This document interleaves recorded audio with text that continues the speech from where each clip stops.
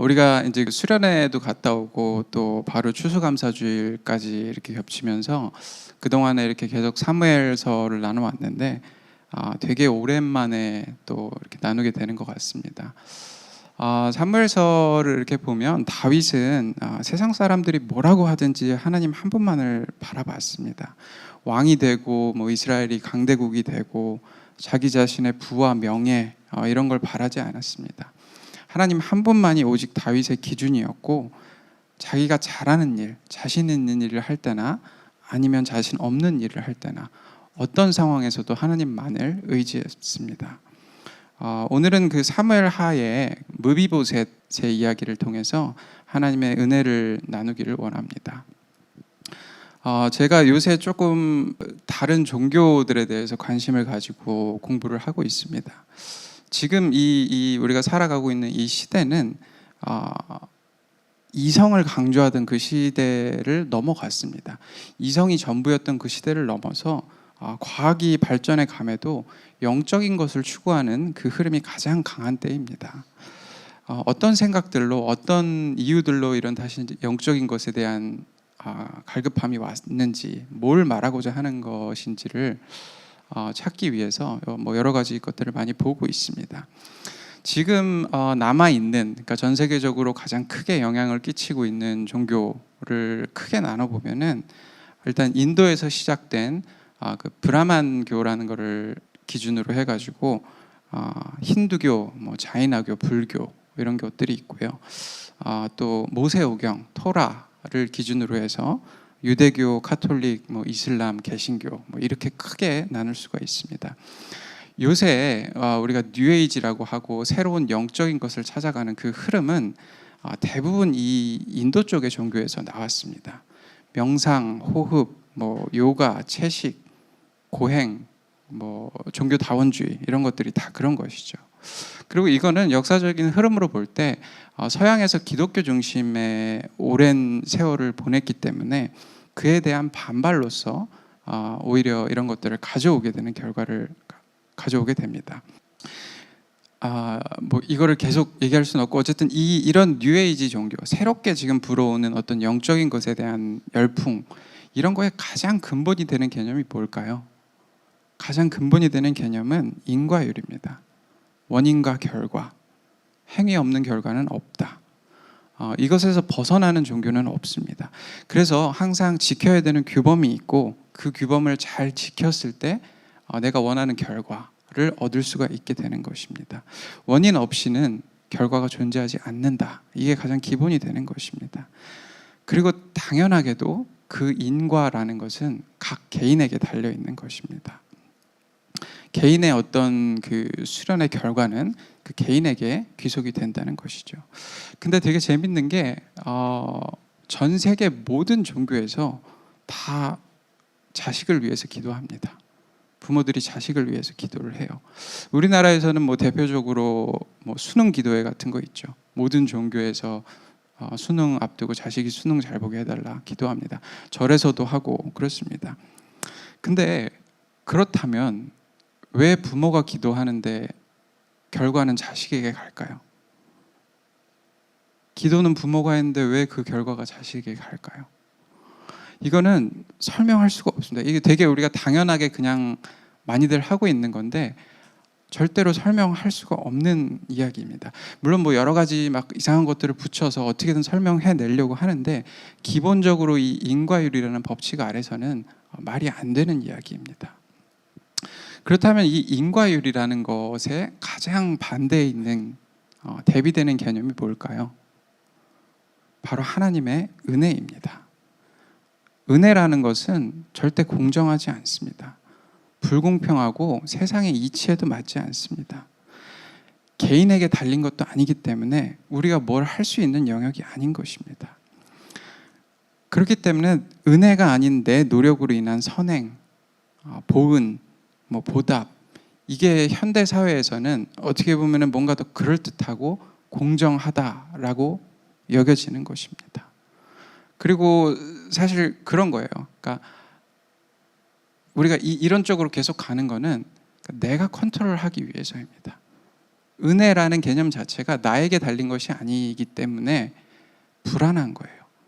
내가 뭔가 나의 행위와 나의 어떤 노력과 깨달음 이런 걸로 내가 원하는 것을 얻을 수 있다. 그래야 안심이 되는 것이 지금 현대 사회에서 영적인 것을 추구하는 흐름인 것입니다. 근데 우리는 은혜를 누리는 자입니다. 하나님의 은혜를 온전히 누리는 자입니다. 근데 우리가 이 다른 사람들과 똑같이 그 은혜를 누리지 못하고 세상의 그 인과율이라는 법칙에 따라서 사는 것은 정말 잘못된 일입니다. 이것은 똑같이 내가 주체가 되어서 내 통제 안에 모든 것이 있음을 확인하고자 하는 마음이 주가 되는 것입니다. 우리는 이 세상의 법칙에서 벗어나서 온전히 하나님의 은혜, 그거를 누릴 줄 아는 사람이 되어야 합니다. 오늘은 이 무비보셋 이야기를 통해서 하나님의 은혜라는 게 어떤 것인지, 그리고 우리가 어떻게 해야 온전히 은혜를 누릴 수 있는지 함께 나누기를 원합니다. 오늘 말씀 사무엘하 9장 1절부터 6절인데요. 먼저 한 절씩 교독하도록 하겠습니다.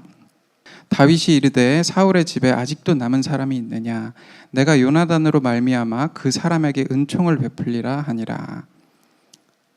사울의 집에는 종 사람이 있으니 그의 이름은 시바라. 그의 다윗 앞으로 부르매 왕이 그에게 말하되 내가 시바냐 하니 이르되 당신의 종이니이다 하니라. 왕이 이르되 사울의 집에 아직도 남은 사람이 없느냐?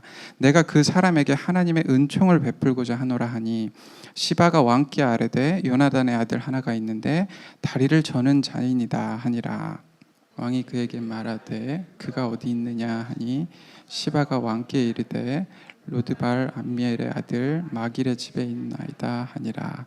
다윗 왕이 사람을 보내어 로드발 암미엘의 아들 마길의 집에서 그를 데려오니 사울의 손자 요나단의 아들 무비보셋이 다윗에게 나와 그 앞에 엎드려 절하매 다윗이 이르되 무비보셋이여 하니 그가 이르기를 보소서 당신의 종이니이다.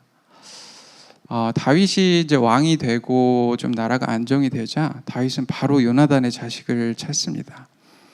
요나단은 죽었지만은 무비보셋이라는 자식이 남아 있었습니다. 이 무비보셋은 그러니까 사울의 손자가 되는 거죠. 사울의 손자이고 또 다리를 저는 자였습니다.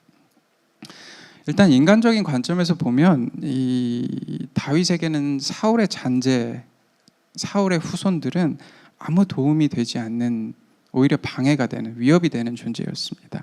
언젠가 자기 혹은 또 자기 자손들이 왕위를 이어가는데 방해를 하고 그 정당성을 훼손시킬 수 있는 명분이 남게 되는 것이죠. 역사에서 누군가 왕이 새롭게 되었을 때 그 전 왕의 자손들을 멸하는 것은 너무 흔하기도 하고 당연한 이야기입니다. 사울의 딸이자 다윗의 아내였던 미갈에 대해서도 죽는 날까지 자식이 없었다라고 얘기를 합니다. 물론 말씀에서는 미갈에게 자식이 없었던 것에 그 하나님의 법궤가 이스라엘에 들어올 때 다윗이 춤을 추는 것을 보고 이 미갈이 업신여기고 한 그것 때문이라고 나오지만은 어떤 사람들은 사실 정치적인 이유다. 미갈을 통해서 그 사울의 씨를 남겨두지 않기 위해서 그렇게 한 거다. 이렇게 해석하기도 합니다. 또 무비보셋은 다리를 저는 자였습니다. 이 당시에 다리를 전다는 것은 하나님의 저주를 받은 것이라고 여겨졌고, 우리 지난 시간에 나눴던 사무엘하 5장에서 나눴던 것처럼 다윗이 시온 산성을 정복하러 갈 때 그곳에 있던 여부스 사람들이 다윗을 조롱합니다. 맹인과 다리 저는 사람도 너를 물리치리라, 이렇게 조롱을 했습니다. 그래서 다윗이 오죽 화가 났으면 5장 8절에 보면 그날에 다윗이 이르기를 누구든지 여부스 사람을 치거든 물깃는 대로 올라가서 다윗의 마음에 미워하는 다리 저는 사람과 맹인을 치라 하였으므로 속담이 되어 이르기를 맹인과 다리 저는 사람은 집에 들어오지 못하리라 하더라. 이게 속담이 되고 이스라엘의 전통까지 돼버린 것입니다. 그래서 우리 예수님과 그 사도들이 이렇게 많은 기적, 특히 베드로가 그 성전 미문에 앉은 안진뱅이를 일으켰다 이런 얘기 하지 않는데 성전 미문이라는 것 자체가 이 안진뱅이는 성 안으로 들어가지 못한다는 것을 얘기하는 것입니다. 그 정도로 이 안진뱅이 다리 저는 자라는 것은 이스라엘에서 좋지 못한 인식을 가지고 있었습니다. 그래서 말씀에서 계속 다리를 저는 자다, 두 다리를 저는 자다를 강조를 하는 것입니다. 그러니까 무비보셋은 사울의 손자에다가 그 다음에 다리까지 저는 다윗에게는 존재해서는 안 되는 인간이었던 것입니다. 당연히 그런 다윗이 이제 무비보셋을 불러들이니까 무비보셋은 바싹 쫄아서 다윗에게 당신의 종이니이다 하고 엎드리게 되는 것입니다. 우리 그 다음 7절부터 13절까지 또 한 절씩 교독하도록 하겠습니다. 다윗이 그에게 이르되 무서워하지 말라. 내가 반드시 내 아버지 요나단으로 말미암아 내게 은총을 베풀리라. 내가 내 할아버지 사울의 모든 밭을 다 내게 도로 주겠고 또 너는 항상 내 상에서 떡을 먹을지니라 하니 그가 절하여 이르되 이 종이 무엇이기에 왕께서 죽은 개 같은 나를 돌보시나이까 하니라. 왕이 사울의 시종 시바를 불러 그에게 이르되 사울과 그의 온 집에 속한 것은 내가 다 내 주인의 아들에게 주었노니 너와 내 아들들과 내 종들은 그를 위하여 땅을 갈고 거두어 내 주인의 아들에게 양식을 대주어 먹게 하라. 그러나 내 주인의 아들 무비보셋은 항상 내 상에서 떡을 먹으리라 하니라. 시바는 아들이 15이요 종이 20명이라. 시바가 왕께 아뢰되 내 주 왕께서 모든 일을 종에게 명령하신 대로 종이 준행하겠나이다 하니라. 무비보셋은 왕자 중 하나처럼 왕의 상에서 먹으니라. 무비보셋에게 어린 아들 하나가 있으니 이름은 미가더라. 시바의 집에 사는 자마다 무비보셋의 종이 되니라. 무비보셋이 항상 왕의 상에서 먹으므로 예루살렘에 사니라. 그는 두 발을 다 절더라. 다윗은 무비보셋에게 사울의 땅과 재산을 모두 돌려주었고 또 왕의 상에서 같이 식사를 하게 했습니다. 그리고 무비보셋에게 있는 그 아들 미가도 살려두었습니다. 나중에 보면은 이 족보들 나온 것에서 보면은 이 무비보셋의 아들 미가 이 가정이 되게 번성합니다. 이것은 되게 말도 안 되는 은혜입니다. 무비보셋도 당연히 자기가 죽을 줄 알았는데 다윗이 이런 은혜를 베푸니까 말합니다. 이 종이 무엇이기에 왕께서 죽은 개 같은 나를 돌아보시나이까. 이렇게 얘기를 합니다. 이게 바로 은혜입니다. 살 자격이 없는, 살 이유가 없는 자에게 베푸시는 그것이 하나님의 은혜입니다. 다윗이 말합니다. 내 아버지 요나단으로 말미암아 내게 은총을 베풀리라. 그리고 그 은총은 내가 주는 은총이 아니라 하나님의 은총이라고 말합니다. 우리도 마찬가지예요. 우리가 어떤 자격이 있어서 우리가 어떤 뭐가 돼서가 아니라 예수 그리스도를 믿음으로 하나님의 자녀가 되었기 때문에 그 하나님의 은혜를 누리는 존재가 된 것입니다. 이유가 없어요. 이 무비보셋이 받은 은혜보다 더 큰 하나님께서 자기 자식을 보내서 죽게 만드심으로 우리를 회복시켜 주시는 그 은혜를 누리는 자가 된 것입니다. 인간이 그래도 열심히 어떻게든 살아왔기 때문에 뭔가 상으로 예수님을 보내주신 것이 아니라 그냥 하나님의 사랑으로 예수님을 우리에게 보내주신 것입니다. 그리고 우리는 아무 이유 없이 이 은혜를 누리는 자가 된 것입니다. 근데 우리는 이 은혜를 온전히 받아들이지 못합니다. 여전히 세상의 그 인과율이라는 법칙에 묶여서 내 행위와 결과 그것으로 생각하고 판단을 합니다. 이건 은혜를 은혜로 받아들이지 못하는 것입니다. 우리 다음 10장에 보면은 이것과 좀 반대되는 상황이 나옵니다. 우리 10장 1절부터 4절까지 함께 읽겠습니다. 그 후에 암몬 자손의 왕이 죽고 그의 아들 한온이 대신하여 왕이 되니 다윗이 이르되 내가 나하스의 아들 한온에게 은총을 베풀되 그의 아버지가 내게 은총을 베푼 것 같이 하리라 하고 다윗이 그의 신하들을 보내 그의 아버지를 조상하라 하니라. 다윗의 신하들이 암몬 자손의 땅에 이르매 암몬 자손들의 관리들이 그들의 주 한운에게 말하되 왕은 다윗이 조객을 당신에게 보낸 것이 왕의 아버지를 공경함인 줄로 여기시나이까. 다윗이 그의 신하들을 당신에게 보내 이 성을 엿보고 탐지하여 함락시키고자 함이 아니니까 하니. 이에 한운이 다윗의 신하들을 잡아 그들의 수염 절반을 깎고 그들의 의복의 중동볼기까지 자르고 돌려보내매. 다윗은 똑같이 말합니다. 내가 나하스의 아들 한운에게 은총을 베풀려고 한다. 근데 한운은 그 은혜를 은혜로 받아들이지 못합니다. 은혜가 아니라 이 성을 염탐하고 정복하기 위한 것이 아닌가 의심합니다. 근데 이게 세상의 법칙으로는 너무 당연한 것입니다. 원수의 나라에서 조문을 온다고 하면 아유 환영합니다 이러고 받아들일 사람이 어디 있겠어요.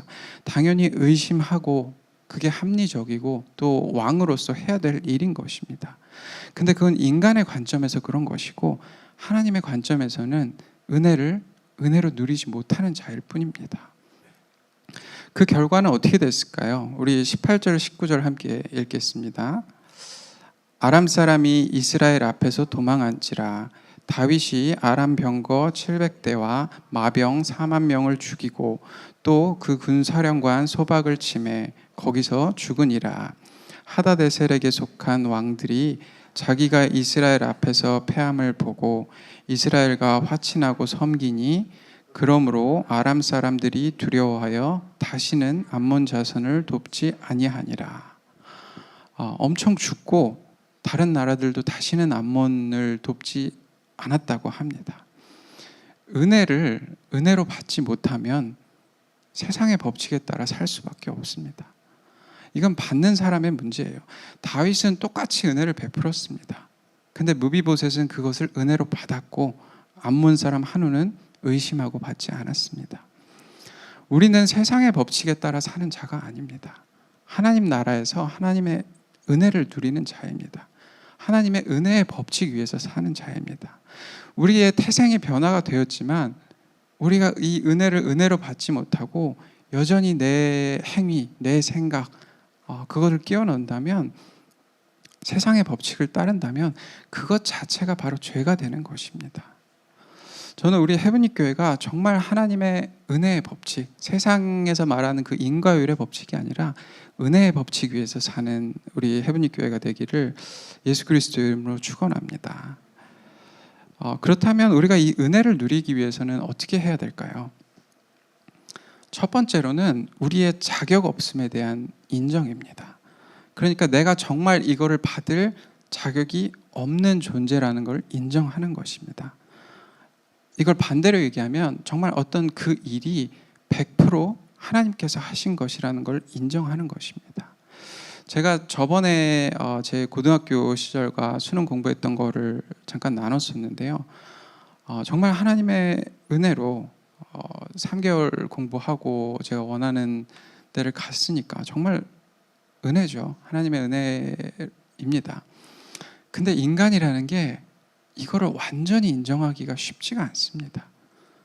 그래도 내가 열심히 했으니까, 그래도 내가 똑똑하니까, 그래도 내가 뭘 어떻게 하는 그 작은 이유들을 찾습니다. 그리고 또 특히 시간이 지날수록 더 그렇게 됩니다.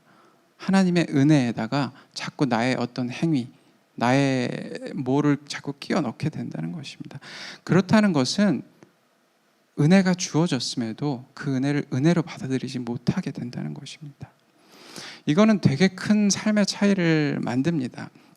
은혜를 온전히 은혜로 받은 사람은 다른 어떤 일에도 또 은혜를 받을 수 있습니다. 왜냐하면 내가 한 게 하나도 없기 때문에 그래요. 그냥 내가 하나님의 자녀이고 하나님께서 베푸신 것이기 때문에 그렇습니다. 내 눈에 보이는 것과 내 능력과 상관없이 항상 그 자신감, 자존감이 있는 것입니다. 하나님의 자녀이고 나는 하나님의 은혜를 누리는 자다. 그 마음이 항상 있는 것입니다. 근데 많은 경우에 그렇지 않습니다. 우리는 더 노력합니다. 그 나에게 있는 조금의 능력을 믿고 더 열심히 노력하고 하나님께도 간구합니다. 이번에도 해주세요. 이번에도 도와주세요. 이 삶은 불안할 수밖에 없습니다. 왜냐하면 내 능력과 내 노력이 있고 그거에 부족한 것을 하나님께서 채워주시길 기다리는 삶이기 때문입니다. 이거는 은혜를 누리지 못하는 삶일 뿐더러 하나님께 받았던 그 은혜도 은혜가 아닌 그냥 한 번의 행운으로 만들어버리는 것입니다. 세상의 법칙, 그 인과율의 법칙에 적용을 받는 삶을 살 수밖에 없는 것입니다. 사무엘하 16장에 보면은 다윗이 그 압살롬의 반역 때문에 도망갈 때 앞서 나왔던 그 무비보셋의 종인 시바가 먹을 것을 잔뜩 가져와서 다윗을 맞이합니다. 다윗이 무비보셋은 어디 있느냐 이렇게 물었을 때 시바는 무비보셋이 왕위를 차지하려고 이스라엘에 남았다 이렇게 얘기를 합니다. 이 말을 들은 다윗이 얼마나 속이 상했겠어요. 그렇게 내가 잘해줬고 은혜를 베풀었는데 역시 사람은 믿을 게 못 되는구나, 살려두는 게 아니었다 이렇게 생각을 했을 것입니다. 그리고 시간이 지나서 반란이 정리가 되고 다윗이 다시 성으로 돌아올 때 그 무비보셋이 나와서 다윗을 마중합니다. 우리 사무엘하 19장 24절부터 30절인데요. 한 절씩 교독하도록 하겠습니다. 사울의 손자 무비보셋이 내려와 왕을 맞으니 그는 왕이 떠난 날부터 평안히 돌아오는 날까지 그 발을 맵시내지 아니하며 그의 수염을 깎지 아니하며 옷을 빨지 아니하였더라. 예루살렘에 와서 왕을 맞을 때 왕이 그에게 물어 이르되 무비보셋이여 내가 어찌하여 나와 함께하지 아니하였더냐 하니 대답하되 내 주 왕이여 왕의 종인 나는 다리를 절므로 내 나귀에 안장을 지워 그 위에 타고 왕과 함께 가려 하였더니 내 종이 나를 속이고 종이 나를 내 주 왕께 모함하느나이다.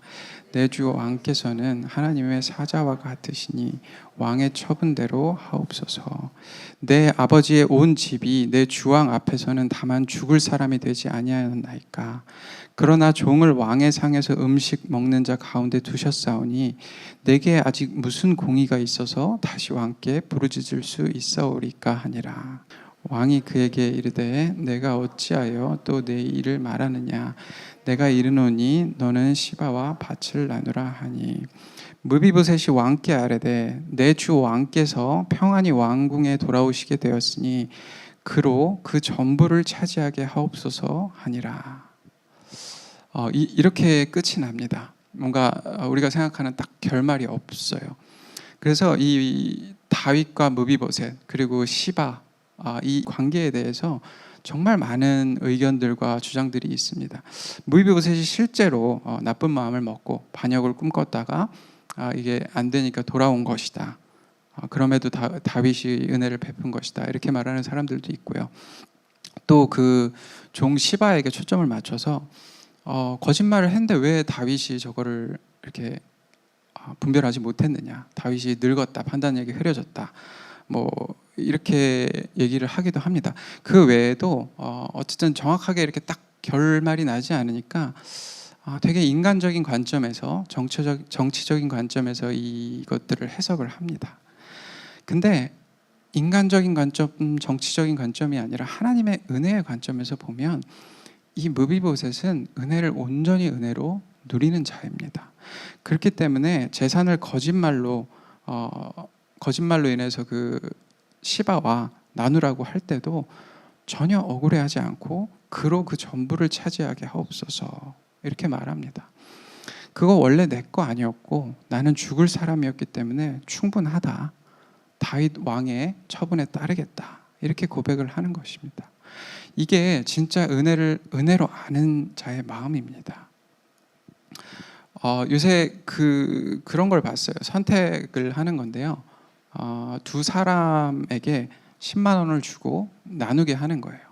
그래서 첫 번째 사람은 그 10만 원을 어떻게 나눌지 비율을 결정할 수 있고 두 번째 사람은 첫 번째 사람이 정한 그 비율을 승낙하거나 거부할 수 있습니다. 승낙하게 되면은 그 첫 번째 사람이 정한 비율대로 나눠 가는 거고 거부하면 둘 다 받지 못하게 되는 것입니다. 뭐 대부분 생각할 때 그냥 5대5 나누면은 5만 원씩 이렇게 받는 거잖아요. 근데 첫 번째 사람이 9대1을 제안을 했다고 해보세요. 여러분이 두 번째 사람이면 어떻게 하시겠어요? 승낙하실 분? 네, 거의 없네요. 네. 뭐 그렇다고 하더라고요. 90% 이상의 사람들이 거부한다고 합니다. 왜냐하면 괘씸하니까요. 근데 그렇게 끝나고 아무것도 받지 못한 채로 가는데 사회자가 와서 제안을 합니다. 너가 10,000원만 내면 내가 그 첫 번째 사람한테 10만 원 벌금 때리겠다. 벌금 내게 해주겠다. 할래? 여러분들 하실 분 계신가요? 네. 이것도 다들 많은 사람들이 하겠다고 합니다. 사람의 욕심이라는 게 그런 거예요.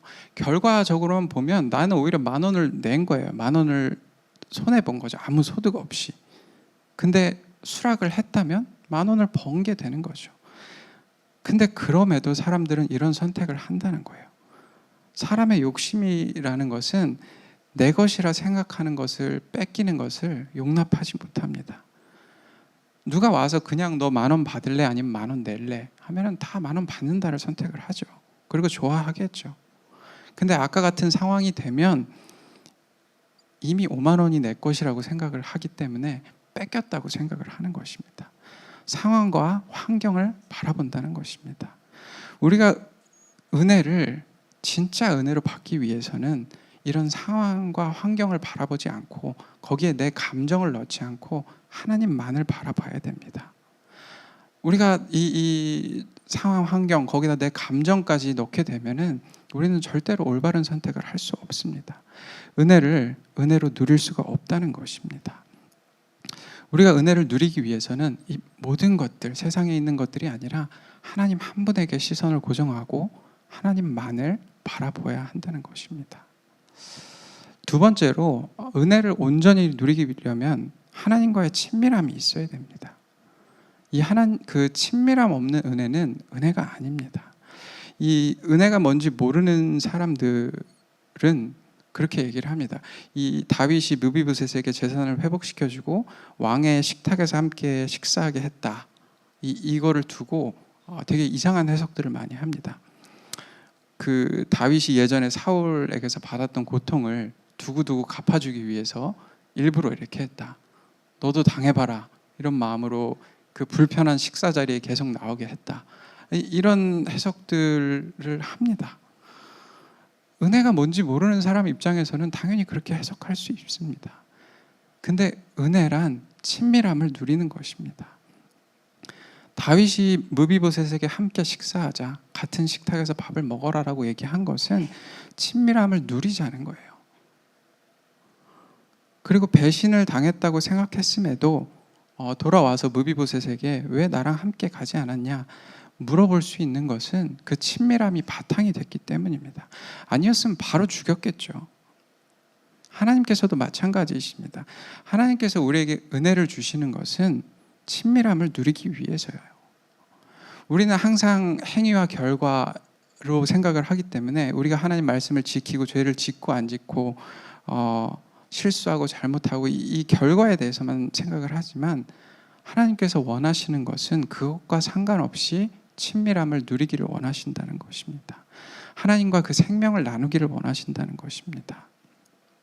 오늘 말씀처럼 내 주 왕께서 평안히 왕국에 돌아오시게 되었으니 그로 그 전부를 차지하게 하옵소서. 이 무비보셋의 고백처럼 정말 은혜를 온전히 은혜로 누리고 또 하나님과의 친밀함을 소망하는 우리 헤브닉 교회 되었음을 예수 그리스도의 이름으로 선포합니다. 오늘 말씀을 정리하겠습니다. 은혜는 지금 세상의 가장 기본이 되는 인과율과 완전히 반대되는 개념입니다. 당연히 평등하지 않고 원인을 찾을 수도 없고 내 노력으로 할 수 있는 것도 아닙니다. 오직 하나님의 사랑으로 주어지는 것입니다. 근데 그럼에도 우리는 그 인과율에 매여서 어떻게든 그 행위의 원인을 찾으려고 노력합니다.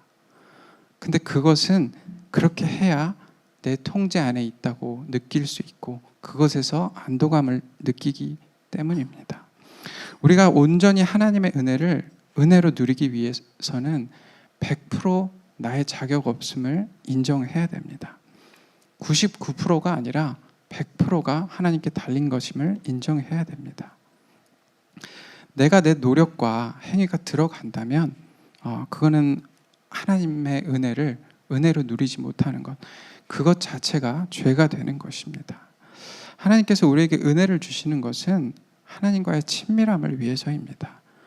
친밀함이 없다면 그것 또한 은혜가 아니라 그냥 인생에 한 번 일어나는 행운, 그것에 그치게 되는 것입니다. 우리 이 은혜가 무엇인지 알고 오직 감사함으로, 친밀함으로 은혜를 누리는 우리 헤브니 교회가 되었음을 예수 그리스도 이름으로 선포합니다. 우리 함께 기도하겠습니다.